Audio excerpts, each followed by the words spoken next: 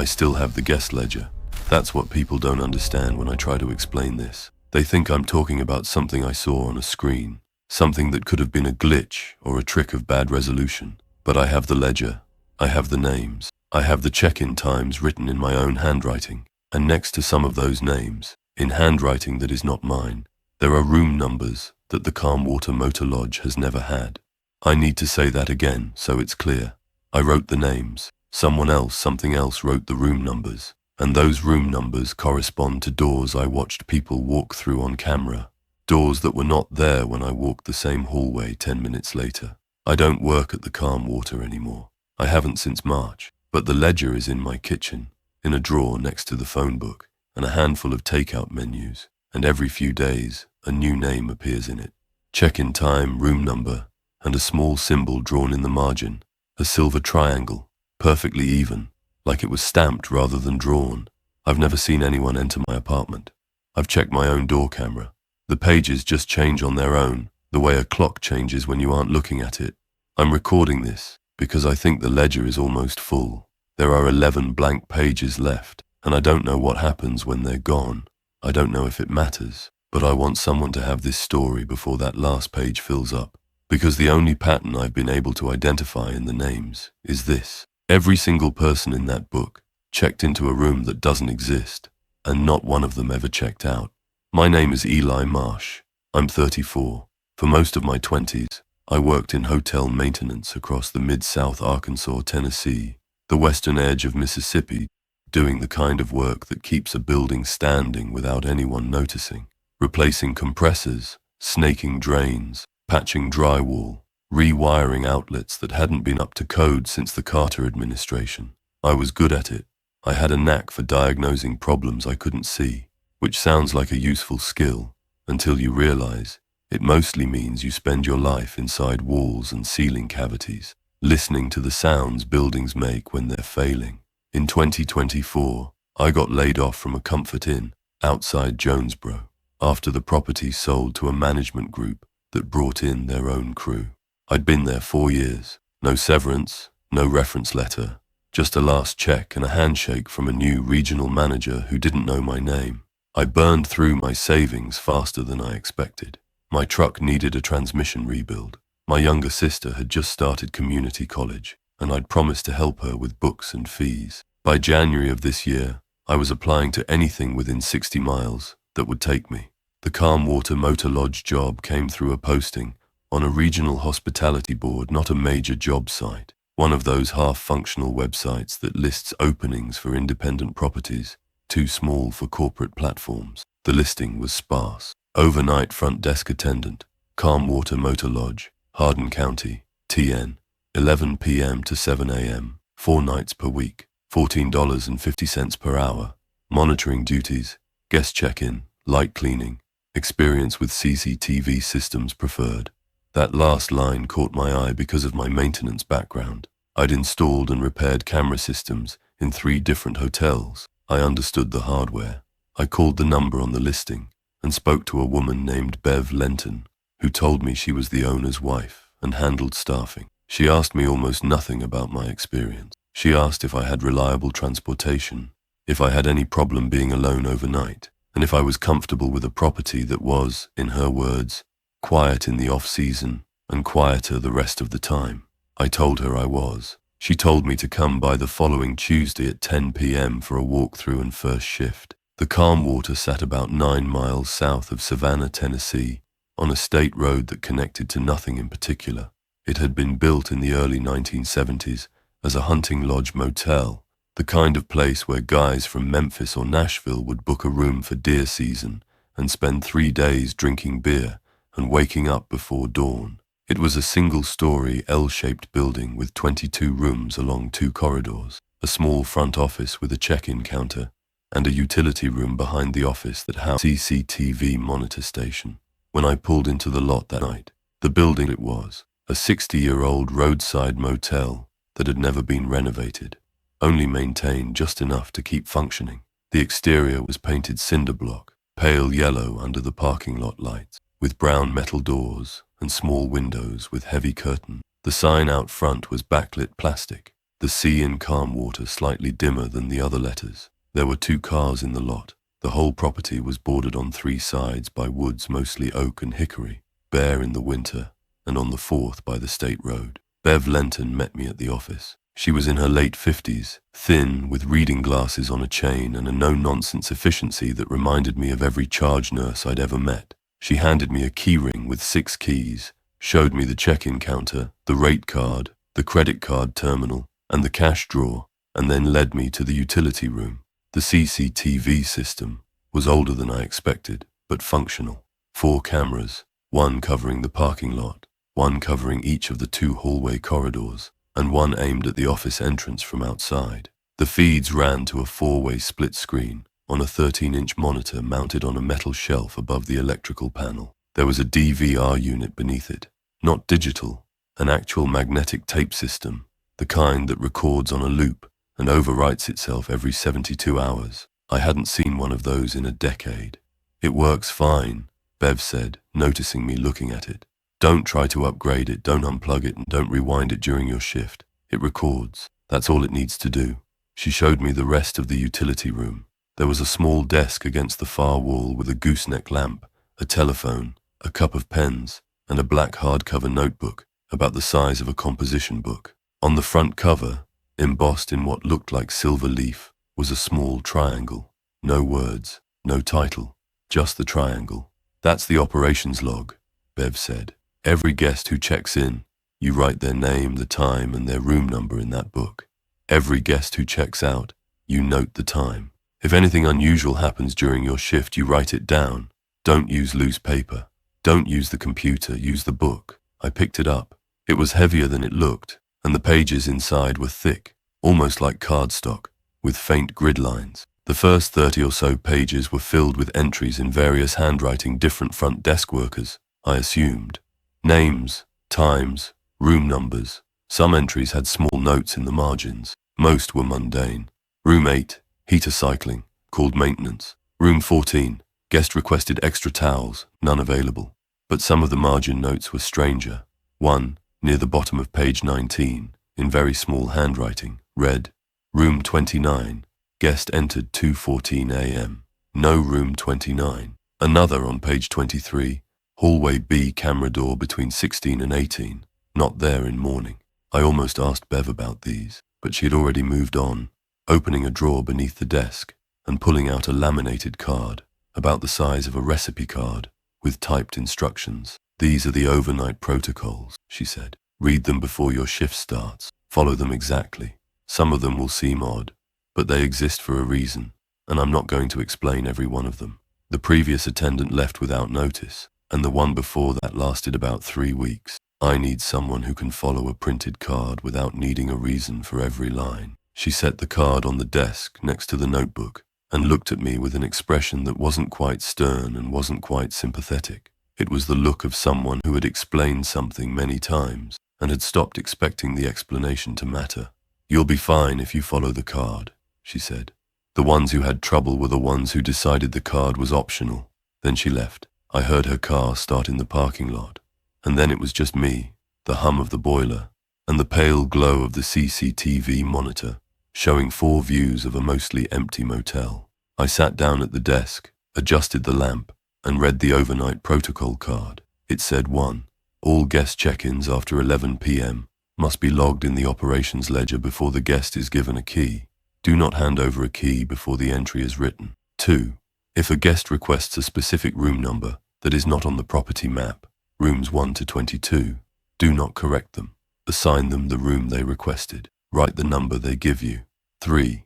Between 1 a.m. and 3 a.m., monitor the hallway cameras at least once every 15 minutes. If you observe a guest entering a door that you cannot identify on the property map, note the time and the apparent room number in the operations ledger. Do not leave the utility room to investigate. 4. If the telephone rings between 2 a.m. and 4 a.m., answer it. If the caller asks to be connected to a room number that does not exist, say, 1 moment, I'll transfer you. Then hang up. Do not dial any number. 5. Do not walk hallway B after 2:30 a.m. for any reason. 6. If a name appears in the operations ledger that you did not write, do not cross it out. Do not correct the entry. Note the time you discovered it and continue your shift. 7. At 6 a.m., check the ledger for any room numbers above 22. Count them. Write the total at the bottom of the last used page. If the total is higher than the previous shift's total, underline it. 8. Do not remove the operations ledger from the property. I read the card 3 times. The first read, I thought it was a joke, something left behind by a previous employee to mess with the new guy. The second read, I noticed the lamination was professional, not the kind you do at an office supply store. It was heat-sealed, slightly yellowed at the edges, as if it had been made years ago. The third read, I looked at the margin notes in the ledger again, and I felt something shift in my chest. Not fear exactly, more like the sensation of realizing you've already stepped off the edge of something, and the ground hasn't arrived yet. The first 2 hours of my shift were normal. One guest checked in around 11:30, a man in his 60s with a fishing rod case and a cooler, paying cash for room 6. I wrote his name in the ledger, gave him his key, and watched on the parking lot camera as he carried his things inside. Everything was ordinary. The hallways were empty. The phone didn't ring. At 1:15 a.m., I did my first hallway camera check as the protocol instructed. Hallway A, which ran along the front of the building from rooms 1 through 11, was empty and still. Hallway B, which ran along the side of the building from rooms 12 through 22, was also empty. The image quality was grainy, the cameras were old, and the hallway lighting was dim fluorescent, but I could see every door clearly. I counted them.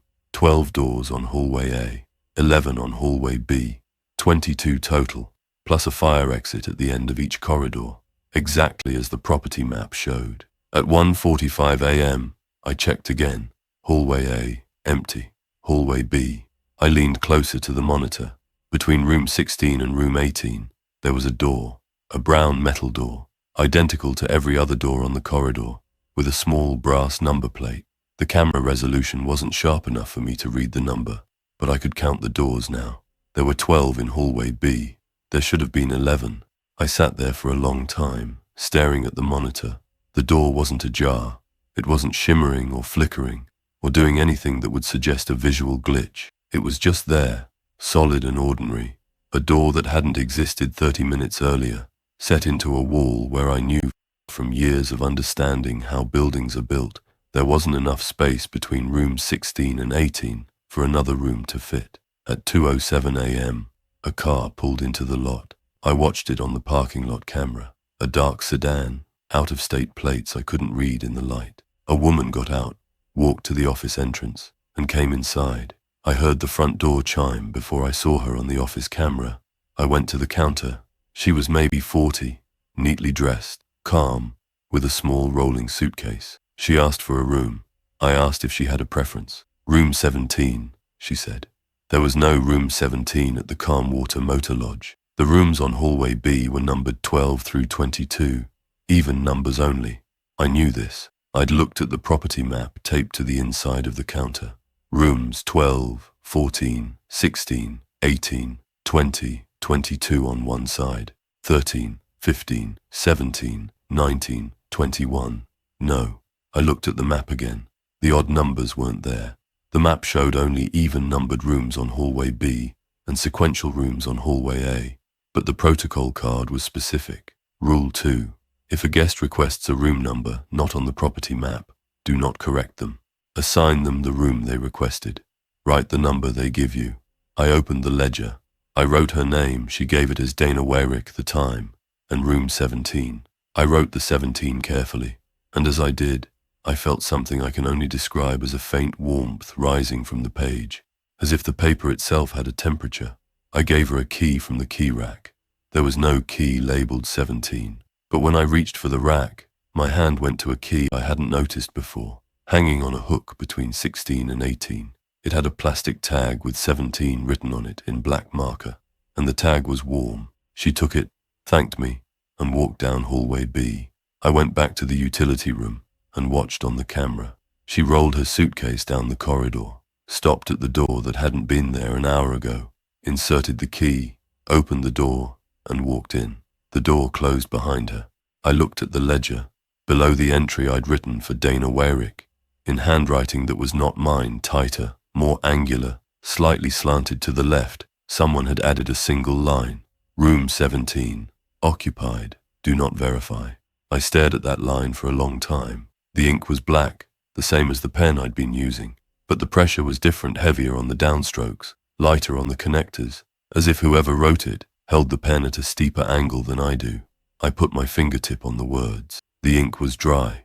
Not recently dry the way ink gets after hours, fully bonded to the page, but I'd been looking at that page less than 2 minutes earlier, and the line had not been there. I turned back to the protocol card. Rule 6. If a name appears in the operations ledger that you did not write, do not cross it out. Do not correct the entry. Note the time you discovered it, and continue your shift. The instruction didn't specifically cover annotations that weren't names, but the principle seemed clear. Don't touch it. Don't question it on the page. Just note it, and keep going. I wrote in the margin. 2:12 a.m. line appeared beneath Warwick entry. Not my handwriting. Noted. Then I checked the CCTV. Hallway B was still. The door to room 17 was closed. The light above it, and every room had a small caged bulb above the door, was on, which meant the room had power, which meant there was wiring behind that wall feeding a fixture for a room that, as far as the building's electrical panel was concerned, did not exist. I knew this because I'd looked at the panel when Bev showed me the utility room. The breakers were labeled rooms 1 through 22, hallway lights, office, exterior, utility, no room 17, no odd numbers on B corridor at all. I did not walk down to check. Rule 5 said not to walk hallway B after 2:30 a.m., and it was already past that. But even if it hadn't been, I don't think I would have gone. There's a difference between curiosity and the feeling I had at that moment, which was closer to the instinct you get when you see a support beam bowing under weight, the understanding that something structural has shifted, and your job is to stay clear until you know what's bearing the load. The phone rang at 2:41 a.m. I picked it up on the second ring, as you'd answer any front desk phone. Calm Water Motor Lodge. There was a pause, not silence. I could hear something on the line, a faint ambient hum, the kind of sound you hear when a call is connected, but the other end is an open room rather than a voice. Then a man spoke. His voice was calm, unhurried, and oddly formal, the way someone speaks when they're reading a statement rather than having a conversation. I'd like to be connected to room 25, please. There was no room 25. The highest room number at the Calm Water was 22. I followed the protocol. 1 moment, I'll transfer you, I said, and then I hung up. The phone rang again almost immediately. I answered. Same voice, same cadence. I'd like to be connected to room 25, please. 1 moment, I'll transfer you. I hung up. It rang a third time. I let it ring 4 times before answering, and in those 4 rings I looked at the hallway B camera. The corridor was empty, but now I counted the doors again. There were 13. The new door was at the far end, past room 22, in a section of hallway where the corridor should have ended at the fire exit. But the fire exit had moved. It was further back now, as if the hallway itself had lengthened to accommodate the new door. I answered the phone. The same voice, the same request. Room 25. I said the line. I hung up. The phone did not ring again. I wrote it all down in the ledger.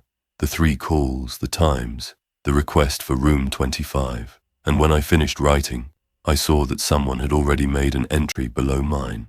The angular handwriting again. It read, room 25, prepared, awaiting guest. I want to be clear about the fear I felt, because it wasn't the kind of fear you might expect. I wasn't afraid of a ghost or a monster. I was afraid the way you're afraid when a machine you understand starts behaving in a way that suggests it has more parts than you thought. The motel was a building. I understood buildings. I'd spent my career inside them, fixing things, and I knew how they worked: framing, wiring, plumbing, load paths, code requirements. A room cannot appear in a finished structure. A hallway cannot extend. A door cannot exist without a frame, and a frame cannot exist without a header, and a header cannot exist without a wall that was framed and sheathed and drywalled according to a plan. What I was seeing on the camera wasn't supernatural in the way a horror movie is supernatural. It was structural, and that made it worse, because it meant either the building was lying about what it was, or I was wrong about how buildings work. At 3 a.m., I did another camera check. Hallway A was unchanged, 12 doors, all still, all dark except room 6 where the fisherman was staying. Hallway B now had 13 doors. The extra door at the end, room 25, presumably, was closed, no light above it. Room 17's light was still on. Everything else was normal. The parking lot showed the same 3 vehicles. My truck, the fisherman's SUV, and Dana Weyrick's dark sedan. I decided to check the earlier pages of the ledger more carefully. I went back to the beginning.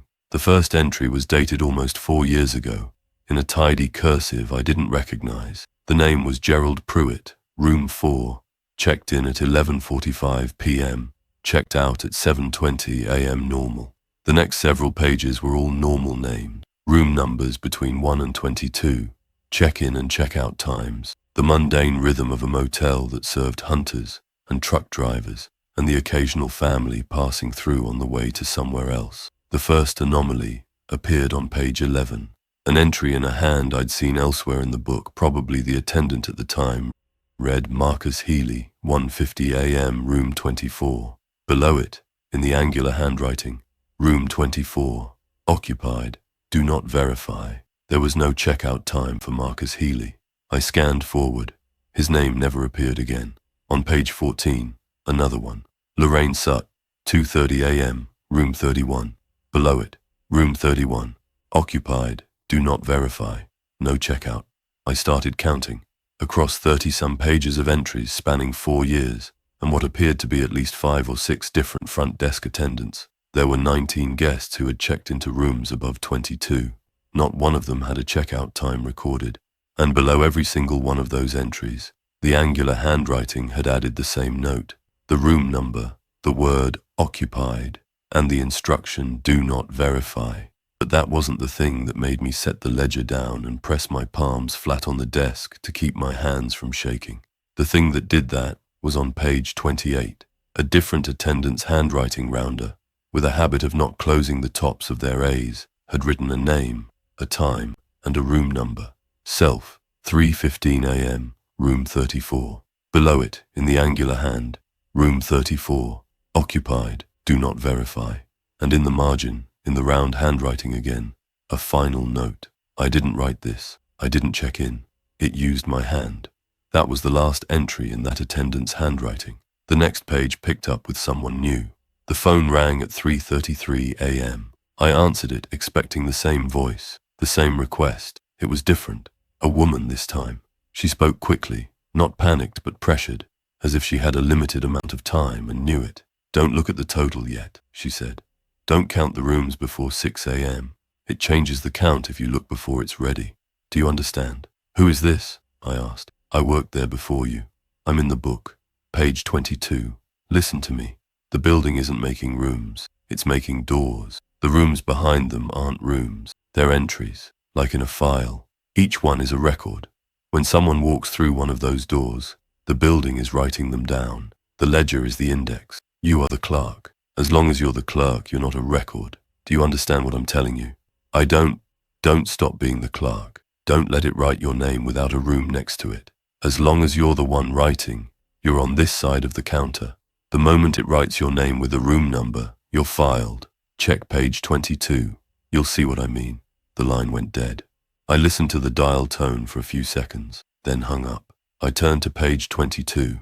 The entries there were in a handwriting that matched neither the angular script nor any of the other attendants I'd seen in the book. It was narrow, precise, almost architectural, the kind of lettering someone with drafting training would use. 3 normal entries. Then halfway down the page, Cora Voss, 2:50 a.m., room 27.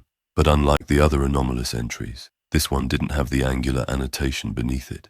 Instead, there was a line in Cora's own handwriting. I'm writing this from the room. The door is behind me. I can still hear the office phone. If you're reading this, I was the clerk before you. I stopped writing for 11 minutes and it wrote my name. Don't stop writing. Below that in the angular hand, room 27, occupied, permanent. Not do not verify, permanent. I looked at the clock on the desk, 3:47 a.m. I picked up the pen. I didn't have anything to write. No guest had arrived. No call had come in. No event had occurred. But I understood the warning. I wrote, 3:47 a.m. No activity. Shift continues. Clerk on duty. Eli Marsh. The moment I finished writing my name, I felt the pen pulled slightly, not physically, not like something grabbed it, but the way a current pulls your hand when you're writing too close to the edge of something magnetic. The ink didn't go where I directed it. Instead of a period after Marsh, the pen continued, dragging slightly to the right, and left a small mark, not a letter, not a number, a tiny triangle, silver-toned. Even though the pen wrote in black, I held the page under the lamp. The triangle caught the light differently than the ink around it, almost metallic, identical to the one embossed on the notebook's cover. I set the pen down. On the CCTV, a man was walking down hallway B. I hadn't seen a car pull in. I hadn't heard the office door. He was tall, wearing a dark coat, carrying nothing, and walking with the unhurried purpose of someone who already knew which room was his. He stopped at the far end of the corridor at the new door, the one past 22, and stood facing it. He didn't reach for a key. He just stood there, and after about 10 seconds, the door opened inward, as if someone inside had pulled it. He stepped through. It closed. I looked at the ledger. Below my last entry, in the angular hand, Nathan Feld, 3:52 a.m., room 25, occupied, do not verify. The name had appeared without my writing it. The guest had entered without checking in at the desk. The building had handled it directly, bypassing me entirely. I thought about what Cora Voss had said on the phone. As long as you're the one writing, you're on this side of the counter. The building had just written a guest in without me. That meant one of two things: either the rule still held, and this was simply how the building processed guests who arrived through means other than the front door, or the rule was beginning to change, and my role as clerk was becoming optional. I wrote, 3:54 a.m. guest observed entering room 25 via hallway B camera. No check-in at desk. Entry written in ledger by unknown hand. Name, Nathan Feld. I did not write this entry. I made sure to write continuously, to keep the pen moving, to keep my hand on the page. The ink stayed black. No triangles. At 4:15 a.m., I checked the camera again. Hallway B had 14 doors now. I counted twice. The new one was between 20 and 22. No light above it. No one in the corridor. But the hallway was visibly longer than it had been at the start of my shift. The fire exit was maybe 30 feet further from the camera than its original position. The building was extending itself, making space, adding entries. I pulled open the desk drawer to look for anything else Bev or the previous attendants might have left behind. Under a phone book and a box of paper clips, I found a folded piece of paper. Not a page from the ledger, just standard printer paper, folded into quarters. I opened it. It was a handwritten note, different from any handwriting in the ledger. It read, "If you're the new night clerk, the laminated card is real. The book is real. The building adds rooms because it needs to file people. I don't know what's in the rooms. I walked into one and came back, but something was missing after.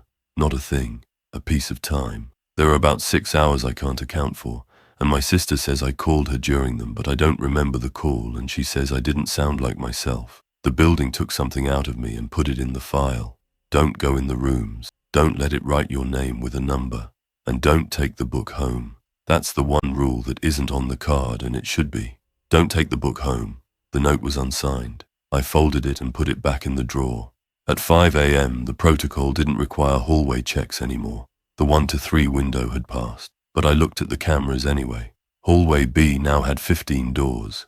The corridor was impossibly long, stretching far beyond the physical footprint of the building as I understood it. If I'd gone outside and measured the exterior wall, I knew it wouldn't match. The hallway on camera was at least twice the length it should have been. Hallway A was unchanged. 12 doors. The fisherman's light was off. Everything on the A side was normal and still, as if the building had decided that one corridor was enough. At 5:30 a.m., something else happened in the ledger. I'd been writing periodic entries, timestamps, status notes, anything to keep my hand moving, and my name in the clerk column rather than the guest column. I wrote 5:30 a.m., no activity. Hallway B, 15 doors observed on camera. And when I lifted the pen, I saw that the facing page, the left-hand page, which had been blank, now had a list on it. Not entries like the rest of the book. A list in the angular handwriting, formatted like an inventory. Room 17. D. Wyrick, filed room 24. M. Healy, filed room 25. N. Feld, filed room 27. C. Voss, permanent room 29. Illegible, filed room 31. L. Sutt, filed room 34. Attendant name redacted. Converted. The list continued down the page. 19 names total, matching the anomalous entries I'd found earlier. Each one had a status next to it: filed, permanent, or converted. Most were filed, 2 were permanent. 1, the attendant who'd written, "It used my hand," was converted. At the bottom of the list, separated by a space, was one more line: room, E. Marsh, pending my name. No room number yet. And the status? Pending. I closed the ledger. I put both hands flat on the desk. I breathed. I looked at the clock. 5:38 a.m. I had less than 90 minutes until the end of my shift, and I understood now, with a clarity that felt less like panic and more like the moment a diagnosis becomes undeniable, that the building was filling in a form, my form, and the only field left blank was the room number. I sat there for a while with the ledger closed, my hands flat on the desk, listening to the boiler cycle and the faint electrical hum of the CCTV monitor. The building was quiet in the way that buildings are quiet when they're waiting, not silent, but held, the way a room holds its breath when someone is about to speak. I'd felt that quality before in old structures, the sense that the walls have a kind of a tension, but I'd always attributed it to acoustics, to the way sound travels differently in buildings with plaster and block versus drywall and stud. Now I wasn't sure that explanation was sufficient.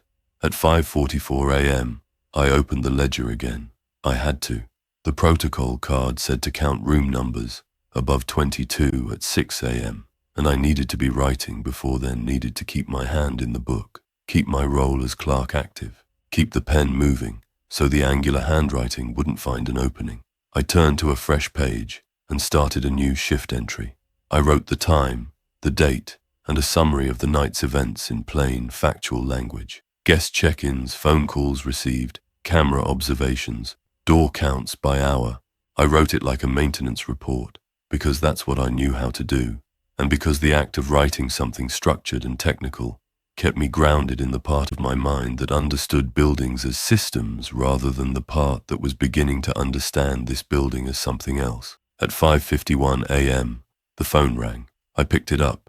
No voice this time, just the ambient hum, the open room sound I'd heard before, but underneath it very faint. At the edge of audibility, the sound of someone writing, the scratching of a pen on heavy paper. The rhythm was steady, unhurried, continuous. Whoever or whatever was on the other end was filling out a page, line by line, and the sound was so precise that I could almost feel the pen pressure through the phone, the way you can feel someone's handwriting if you hold your fingers on the back of the page while they write on the front. I hung up. I wrote, 5:51 a.m. phone call. No voice. Sound of writing on the line. The angular handwriting responded instantly, on the next line, before I'd even lifted my pen fully. Clerk noted, room pending, continue. I want to describe what it's like to have a conversation with handwriting. It isn't like finding a note someone left. It isn't like reading a message.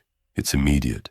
The words appear in real time, the ink wet, the letters forming as if an invisible hand is writing beside yours on the same page. You can see the pen strokes happening, the downstroke of the C in clerk, the crossbar of the T in noted, the loop of the D in pending, but there is nothing producing them. No pen, no finger, no pressure visible on the page, just ink arriving in the shape of language, in handwriting that is confident and practiced and completely alien to your own. I did not respond to it. I turned to the next page and kept writing my shift report. At 6 a.m., I followed Protocol Rule 7.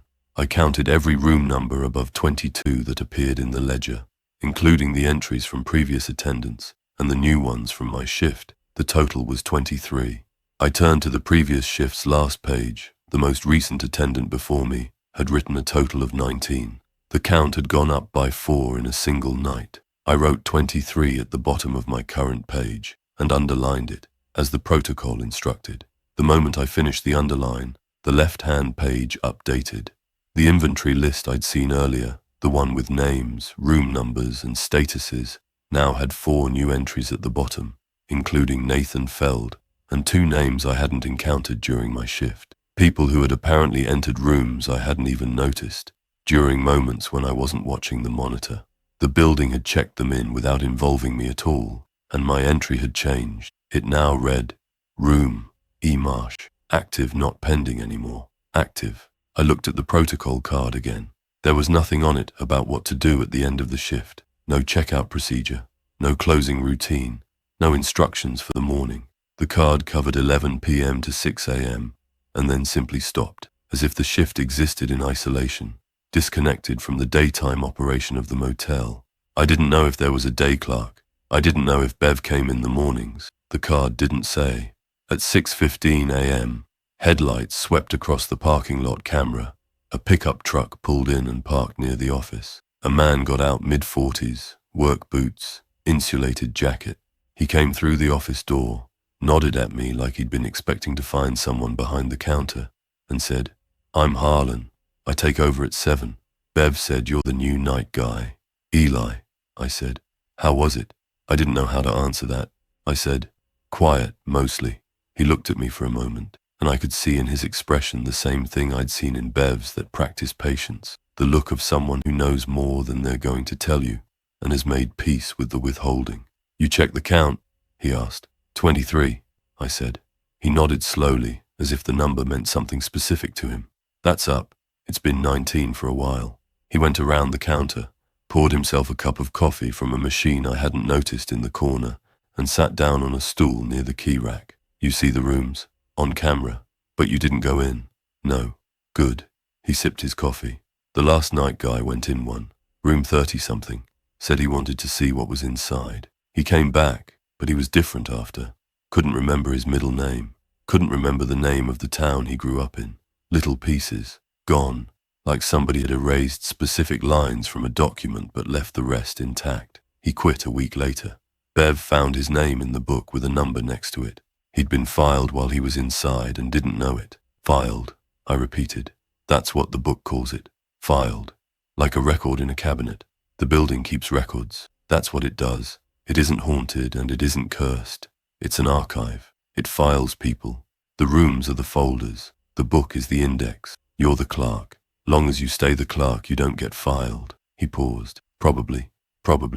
I've been doing the day shift for 2 years. Nothing happens during the day. The rooms go away when the sun comes up. By 8 o'clock, hallway B is back to 11 doors, and everything looks normal. But the book keeps the count. The names don't disappear. The people don't come back. Whatever's inside those rooms at night, it's permanent, even if the doors aren't. He told me this with the same flat practicality that an electrician would use to explain a grounding issue. There was no awe in it, no dread, no storytelling effect. He was briefing me the way a co-worker briefs you on a system quirk that management doesn't acknowledge, but everyone on the floor knows about. "Has anyone ever tried to close it down?" I asked. "Report it. Get someone to look at the building." "Report what?" "During the day it's a motel. 22 rooms, all normal, all up to code. Cameras show empty hallways. The book just looks like a guest log.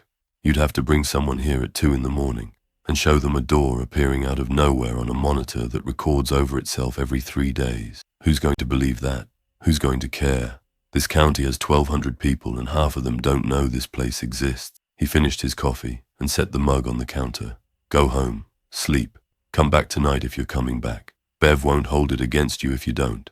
I gathered my jacket and keys. I almost left without doing it, but something made me turn back and ask. "The book. The inventory list on the left-hand page. My name is on it. It says active." Harlan didn't look surprised. "It said pending earlier, didn't it?" "Yes. It'll say active as long as you keep showing up. The night you don't show up, it'll either go back to pending or it'll pick a room number. One or the other. The people who quit without getting a number, I don't know how many there are. Maybe some, maybe none. I think the building lets a few go now and then, the way a system purges incomplete files, but I don't know for sure. What about you? Are you in the book?" "Page 9, he said. "Harlan Slade. Day clerk. Status. Deferred." He said the word the way someone says the name of an illness they've learned to live with. Not acceptance exactly. Accommodation. I drove home in the early morning light. The roads were empty.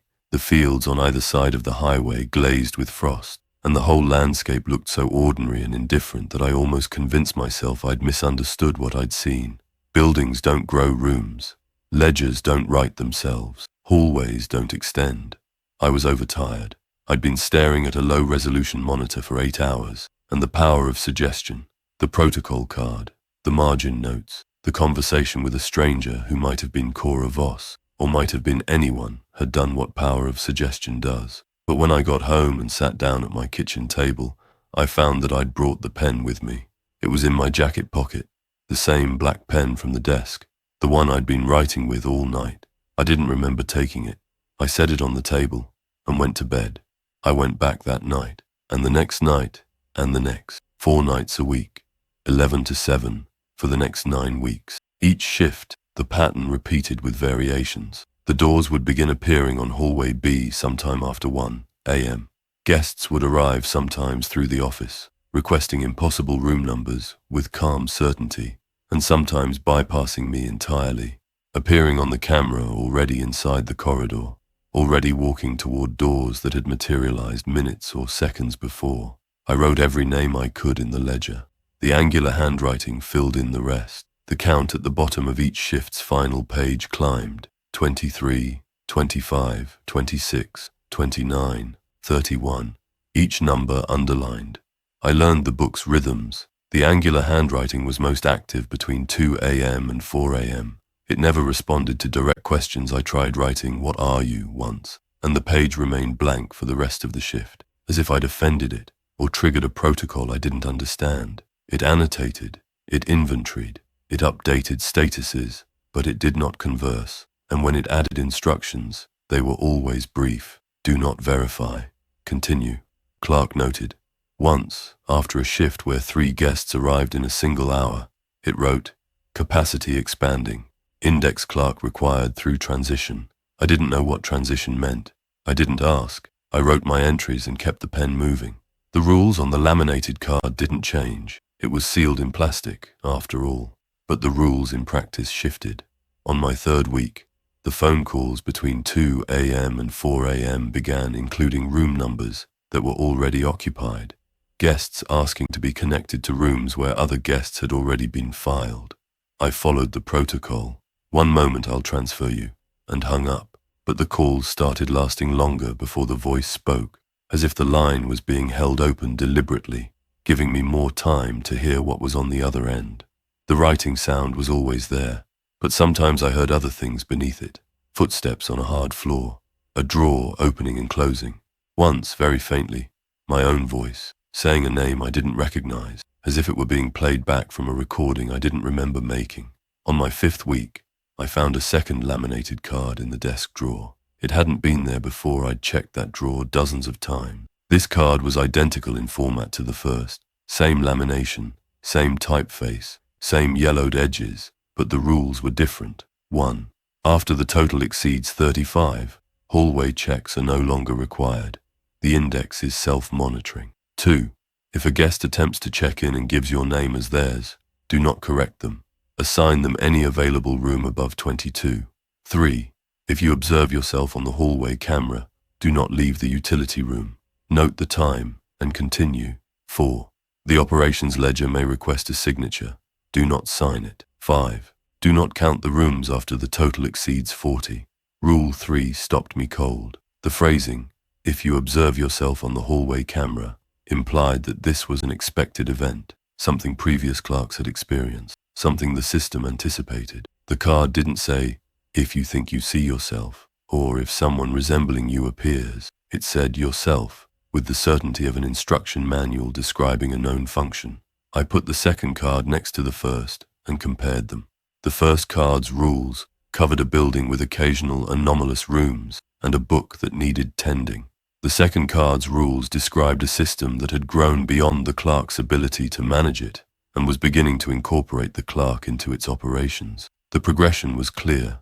The building was scaling up, the count was rising, and at some point 40 rooms, 50 rooms, whatever the threshold was, the clerk would no longer be needed as a separate role. The clerk would be filed like everyone else. On my 7th week, the total hit 36. I found a third card in the drawer that morning. Same format, 2 rules only. 1. The ledger will present a final page. When you reach it, do not begin a new volume. The current volume is the only volume. 2. When the final page is full, close the book and leave it on the desk. Your shift is complete. You will not need to return. Below the rules, in the angular handwriting on a laminated card, which should have been impossible, a single sentence: "Thank you for your service to the archive." I took the ledger home that morning. I know the protocol said not to. I know the unsigned note in the drawer said not to. But I was looking at a book that contained my name with the status active and a blank space where a room number could appear at any moment, and I was not willing to leave it in a building that was demonstrating, night after night, that it could write in the book without my help. I didn't go back after that. I didn't call Bev. I didn't call Harlan. I drove home with the ledger on the passenger seat and put it in the kitchen drawer and told myself that removing the index from the archive would break the system, or at least slow it, or at least sever my connection to it. For 3 days, nothing happened. The ledger sat in the drawer. I didn't open it. I slept during the day and stayed awake at night out of habit, watching television in the living room, waiting for something that didn't come. On the 4th morning, I opened the drawer to get a takeout menu and saw that the ledger had been opened to my page. The entry for Eli Marsh now read, "Room, E. Marsh active, off-site, off-site." The building knew the book wasn't on the property anymore, and it had updated my status accordingly. Not filed, not converted, not permanent, active, off-site, as if I were a checked-out library book, a file removed from the cabinet, but still belonging to the collection. Below my entry, 3 new names had appeared. Guests I had never seen, checked into rooms I had never opened, during shifts I had never worked. The building was still operating. The archive was still filing. The count, when I looked at the bottom of the page, had risen to 41, underlined, and on the facing page, the inventory list had grown.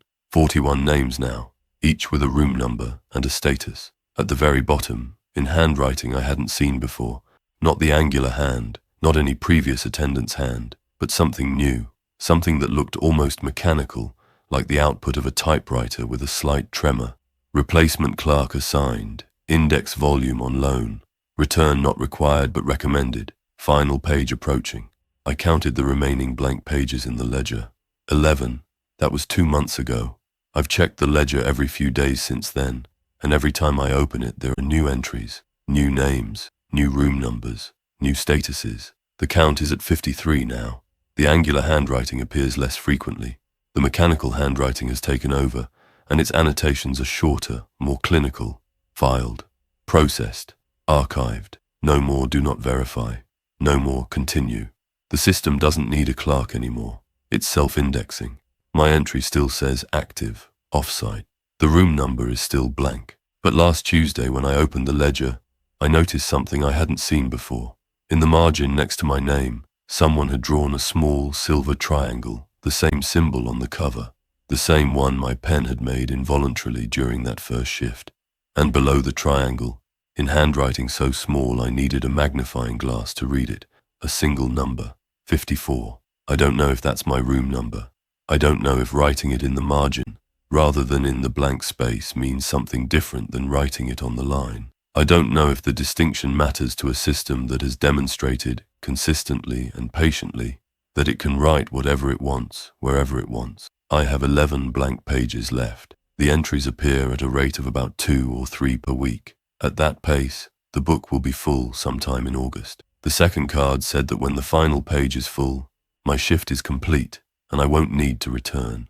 The third card thanked me for my service. The mechanical handwriting said return was not required, but recommended.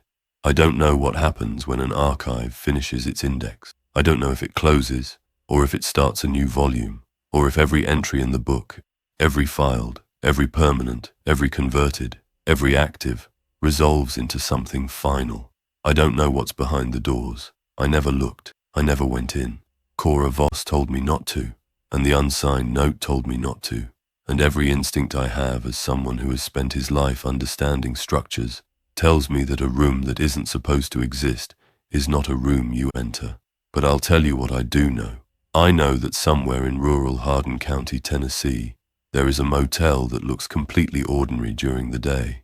22 rooms, pale yellow cinder block, a sign with a dim C. And at night, it opens doors that aren't on any blueprint, and people walk through them, and they don't come back, and a ledger keeps count. If you ever drive through and the night clerk asks your name, give it carefully, because he's going to write it in a black notebook with a silver triangle on the cover, and once it's written, the building will decide what you are, a guest, a clerk, or a record, and the building has never been wrong.